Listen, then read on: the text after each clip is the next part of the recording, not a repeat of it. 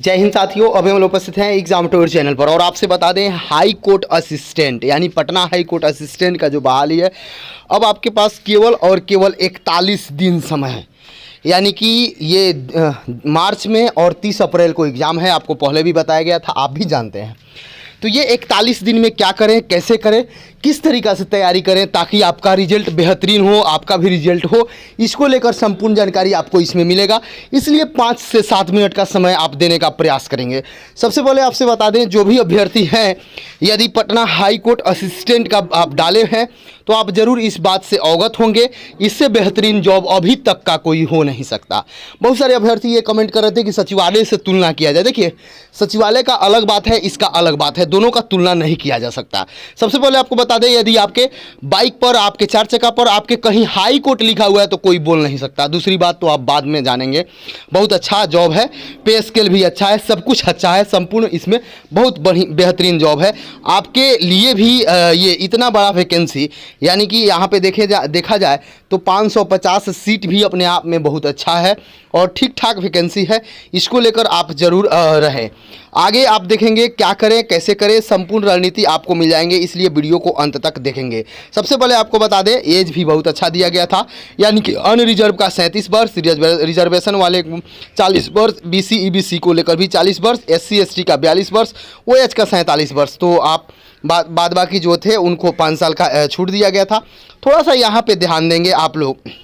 बहुत सारे अभ्यर्थी कहते हैं कि इतना परसेंट पर लाएंगे तो ये होगा, उस तरीक़ा से कुछ नहीं है। यहाँ से आप देखें कैसे करें, क्या करें, संपूर्ण रणनीति आपको मिल जाएगा।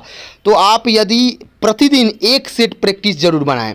उसके बाद मैं बता रहा हूँ क्या करें और किस तरीक़ा से सेट प्रैक्टिस बनाएं। सेट प्रैक्टिस बनाने के दौरान क्या क्या सावधानी बरतना चाहिए, ये संपूर्ण जानकारी आप यहाँ पे देख लेंगे। देखिए, ऑफिशियल साइट से मैं बता रहा हूँ तो इस बात को देखेंगे। यहाँ पे देखेंगे स्टेज ऑफ एग्जामिनेशन, यानी कि प्रीलिम्स टेस्ट ऑब्जेक्टिव टाइप होगा, यानी कि जिसको आप PT बोलते हैं। PT टेस्ट होगा, क्वालिफाइंग होगा और ये आपका ऑब्जेक्टिव होगा, सब्जेक्टिव नहीं होगा। इस बात को समझेंगे। यदि आपसे पूछा जाए तो जनरल अवेयरनेस यानी करंट अफेयर और जनरल की बात करेंगे, करंट अफेयर्स और जनरल अवेयरनेस की बात करेंगे तो 25 क्वेश्चन। रीजनिंग और एप्टीट्यूड टेस्ट 25 क्वेश्चन मार्क्स यहाँ पे दिया गया है। और आपसे बता दें, इंग्लिश यानी कि जनरल इंग्लिश की बात करेंगे तो वो भी 25, जनरल हिंदी की बात करेंगे तो 15 और कंप्यूटर की बात करेंगे तो 10। थोड़ा सा ध्यान देंगे, 100 अंक यहाँ पे होंगे, 100 प्रश्न पूछे जाएंगे। अब यहाँ पे ध्यान देंगे, आप थोड़ा सा ध्यानपूर्वक समझेंगे, जानेंगे। एक हिंदी जो है, जो कि आपका 15 मार्क्स का पूछा जाएगा। यदि हिंदी में बात करेंगे तो हिंदी को लेंगे तो आप व्याकरण भी आपसे पूछा जाएंगे, गद्यांश भी दिए जाएंगे। आप और आगे आइएगा, चूँकि हिंदी सभी लोग नहीं पढ़ पाते हैं, प्रतिदिन नहीं पढ़ते हैं, लेकिन GK GS science current affair और रीजनिंग मैथ्स ये सब आप पढ़ते हैं, इंग्लिश भी पढ़ते हैं। लेकिन हिंदी की बात करेंगे तो ये बहुत सारा एग्जाम में नहीं पूछा जाता है, जिसके कारण आप नहीं पढ़ते हैं। तो इंग्लिश के साथ साथ हिंदी को भी नहीं छोड़ना है। दूसरा बात है, बहुत सारे ऐसे अभ्यर्थी हैं जो कंप्यूटर नहीं पढ़ते हैं, कंप्यूटर भी 10 अंक का पूछे जाएगा। तो कंप्यूटर के लिए आप एक स्पेशल बुक ले लें। और कंप्यूटर स्पेशल बुक की बात करेंगे तो बहुत सारा बुक है, उसमें जो आपको अच्छा लगे वो आप ले सकते हैं। कंप्यूटर स्पेशल की बात करेंगे तो एक आपका मिल जाएगा, लुसेंट का भी मिल जाएगा, रुक्मिणी का भी मिल जाएगा, एक आशुतोष करके निकलता है उसका भी मिल जाएगा। ये तीनों बेहतरीन है, जो आपको अच्छा जचे वह आप जाकर ले सकते हैं। वहाँ पे आप कंप्यूटर पढ़ सकते हैं, कंप्यूटर का वहाँ से तैयारी कर सकते हैं। अब आप बात करिएगा हिंदी की, तो हिंदी के लिए मैं आपसे बता दूं, हिंदी में आप लुसेंट का भी हिंदी आता है। और हिंदी की बात करेंगे तो आप आगे बढ़िएगा तो ये व्याकरण जो होता है वो आप जरूर ले लेंगे। यदि लुसेंट ले रहे हैं तो उसमें सब कुछ मिल जाएगा, लेकिन यदि व्याकरण ले रहे हैं तो रचना वाला व्याकरण ले लेंगे, जो आप सहचर करके आता है उसको अभी आप ले सकते हैं। दोनों बेहतरीन है, दोनों में से कोई ले सकते हैं। यदि आप नहीं भी लेना चाहते हैं तो आपसे मैं बता दूँ, रुक्मिणी प्रकाशन का एक आता है, उसमें आप ले सकते हैं। ये स्टडी मटेरियल करके आता है, उसमें आपका हिंदी जो बहुत ज़बरदस्त मिलेगा, बहुत बेहतरीन मिलेगा। अब थोड़ा सा ध्यान देंगे, हिंदी, इंग्लिश, कंप्यूटर, ये इन सारे चीज़ को। इसके बाद आप अभी 41 दिन के समय में कम से कम 41 सेट प्रैक्टिस, यानी कि 41 सेट प्रैक्टिस जो आपका ये देख रहे हैं, जिस तरीक़ा से आपका सिलेबस है, सेम पैटर्न पर लगाने का प्रयास करेंगे। आप या तो ग्रुप में लगा सकते हैं या अलग अलग बैठकर भी लगा सकते हैं, लेकिन ग्रुप में लगाइएगा तो उसे बेनिफिट ये होगा कि सभी लोग एक साथ डिस्कशन करेंगे, जिससे फ़ायदा ये होगा कि आप जिस क्वेश्चन में फंसेंगे वह आप किसी अगल बगल से पूछ सकते हैं। तीसरी बात आप ध्यान में रखेंगे, यदि मान लीजिए 100 100 क्वेश्चन का आप सेट प्रैक्टिस कर रहे हैं, इसमें से आपका 25 क्वेश्चन फंस गया, यानी कि 75 क्वेश्चन आज आप बना पाए, 25 क्वेश्चन आपसे नहीं बना। उस 75 क्वेश्चन में भी आप मान लीजिए 10 ऐसा क्वेश्चन था जिसको आप गलत अटैम्प्ट लिए, अटैम्प्ट कहने का अर्थ हुआ इसी तरह से अटैम्प्ट लिए लेकिन वह सही हो गया, तो उसको आप सही ना माने।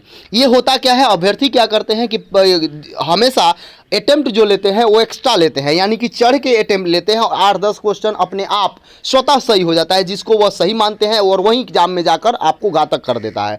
यहाँ पे तो सही हो जाता है, क्योंकि जब आप एग्जामिनेशन हॉल में जाते हैं तो एग्जामिनेशन हॉल का अलग प्रेशर रहता है, जो कि वहाँ आपका गलत हो जाता है। तो इस कंडीशन में आप 2 प्रकार से टिक आउट कर सकते हैं। पहला आउट करने के लिए आप क्या करेंगे, जो प्रश्न आपको नहीं आ रहा है, आपको डायरेक्ट नहीं मालूम है, सबसे पहले 1 से लेकर 100 तक क्वेश्चन आप अपने टेस्ट में भी देखने का प्रयास करेंगे। यानी कि जो भी प्रकाशन का सेट प्रैक्टिस लिए है, वो रुक्मिणी का हो सकता है या एडिटोरिया का हो सकता है, किसी का भी हो सकता है, आप जिसका भी लिए हैं, लेकिन लेने से पहले वहाँ पर आप क्या करेंगे, जब लेंगे हाई कोर्ट असिस्टेंट का, तो वहाँ आप पलटेंगे कि सबका सोल्यूशन दिया गया है कि नहीं। एक एक क्वेश्चन का सोल्यूशन होना चाहिए, वहीं से प्रैक्टिस लें, अन्यथा न लें। ताकि आपको सेट प्रैक्टिस करने से क्या फ़ायदा होगा, एक तो टाइम मैनेजमेंट आपका होगा, एक्स्ट्रा क्वेश्चन मिलना चाहिए, यानी कि नया नया क्वेश्चन मिलना चाहिए। क्योंकि आपका स्टडी पैकेज जो है, जो आप पढ़ते हैं वो तो हमेशा सेम रहता है, लेकिन जो सेट प्रैक्टिस करते हैं वह अलग होना चाहिए, उसमें नए नए क्वेश्चन आने चाहिए, ताकि उससे आपका एक नॉलेज बढ़ेगा और एग्ज़ाम देने का जो आपके पास अभ्यास होता है उसमें भी वृद्धि होगी। तो वहाँ पे ज़रूर देखेंगे कि आपका जो भी प्रकाशन का ले रहे हैं उसमें सॉल्यूशन दिया गया है कि नहीं, वो भी सॉल्यूशन बेहतरीन है कि नहीं, उस क्वेश्चन से रिलेटेड 2-4 क्वेश्चन मिल रहा है कि नहीं। चलिए अब क्या करेंगे, थोड़ा सा ध्यान देंगे। मान लीजिए आज मैं सेट प्रैक्टिस पहला बनाया और 100 क्वेश्चन बनाने गया, इसमें मेरा 70 क्वेश्चन डायरेक्ट में, यानी कि मैं जानता था उससे बड़ा, बाकी 30 क्वेश्चन मेरे से नहीं बना। तो इस 30 क्वेश्चन को स्टार कर लेंगे, बाकी 30 क्वेश्चन को स्टार कर लिए और अगला दिन इसको रिवाइज कर लेंगे। नेक्स्ट आते हैं, यदि मान लेते हैं कि 70 क्वेश्चन में मैं बनाया, इसमें 5 क्वेश्चन मैं इसी तरीक़ा से अटेम्प्ट लिया कि मे भी सही हो सकता है या गलत हो सकता है। मैं इसमें थोड़ा सा कन्फ्यूजन था, पहला ऑप्शन और तीसरा ऑप्शन या दूसरा ऑप्शन इस तरीक़ा से लेकर उसको भी मैं अटेम्प्ट किया और वो भी सही हो गए। तो वहाँ पर आप हैश लगा लेंगे। इस क्वेश्चन को भी देखना है, चूँकि आप डाउट के तरीका से सही किए हैं, ये आपका अपना क्वेश्चन नहीं हुआ। इस तरीका से यदि आप करते हैं, केवल और केवल आपसे मैं बता दूं, आप केवल मात्र 30 दिन करके देख लें, मात्र 10 दिन करके देख लें, पहले 10 दिन करें, उसके बाद 30 दिन करने का प्रयास करें। यदि आप देखते हैं, यदि आपका अभी मात्र केवल 70 क्वेश्चन सही हो रहा है, तो 10 दिन में आप देखिएगा आप 80 पर जरूर पहुंच जाएंगे और आपका रिजल्ट 100% होगा। यदि आप इस तरीका से करते हैं तो आपको ये करना होगा सेट प्रैक्टिस के लिए। बहुत सारे बच्चे हैं जो बोलते हैं कि समय कैसे बचेगा, तो समय आपका अरेंजमेंट होगा सेट प्रैक्टिस करने से, समय और आपका क्वेश्चन दोनों अरेंजमेंट होगा सेट प्रैक्टिस करने से। यदि आप सेट प्रैक्टिस नहीं करते हैं, डायरेक्ट एग्जाम में जाकर सेट प्रैक्टिस करते हैं, यानी कि एग्जाम देते हैं, तो आपका जो क्वेश्चन है वह 10 क्वेश्चन आप लॉस में रहते हैं।